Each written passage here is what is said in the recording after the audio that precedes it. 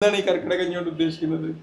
കർക്കിടക കഞ്ഞി കൊണ്ട് ബേസിക്കലി നമ്മൾ ഉദ്ദേശിക്കുന്നത് മഴക്കാലത്താണ് നമ്മൾ ഏറ്റവും പ്രധാനമായിട്ട് കർക്കിടക മാസത്തിൽ മഴ ഏറ്റവും കൂടുതലായിട്ട് നിൽക്കുന്ന സമയത്താണ് നമ്മളത് ഉപയോഗിക്കേണ്ടത്. ഔഷധ കഞ്ഞി എന്ന് തന്നെയാണ് നമ്മൾ കർക്കിടക കഞ്ഞിയെ പറയുന്നത്. അതിൽ ഏറ്റവും പ്രധാനമായിട്ട് ഉപയോഗിക്കുന്നത് ഞവരയരിയാണ്. അതോടൊപ്പം ഉലുവ പിന്നെ ചെറുപയർ ഒക്കെ ചേർത്തിട്ടാണ് നമ്മൾ വേവിക്കുക. ഈ ആയുർവേദത്തിൽ ഏറ്റവും നമ്മൾ കൂടുതൽ ഉപയോഗിക്കുന്ന ഒരു മരുന്നാണ് ദശമൂലം എന്ന് പറയുന്നത്. ദശമൂലം വാദ അതെ അതെ. അപ്പോൾ വാദപ്രധാനമായിട്ടുള്ള അസുഖങ്ങൾ കുറയ്ക്കാൻ ഉപയോഗിക്കുന്ന ഒരു മരുന്നാണ് ദശമൂലങ്ങൾ. 10 തരം വേരുകളാണത്. അപ്പൊ അതിന്റെ കഷായത്തിലാണ് നമ്മളിത് വേവിച്ചെടുക്കുന്നത്. അത് കൂടാതെയുള്ള പൊടി മരുന്നുകളാണ് നമ്മൾ ഇതിലുള്ളത്. ദശമൂലം നമ്മൾ എല്ലാത്തിലും കോമൺ ആയിട്ട് എല്ലാ മരുന്നുകളിലും ഉപയോഗിക്കുന്ന ഒരു ഗ്രൂപ്പ് ഓഫ് മെഡിസിൻസ് ആണ്.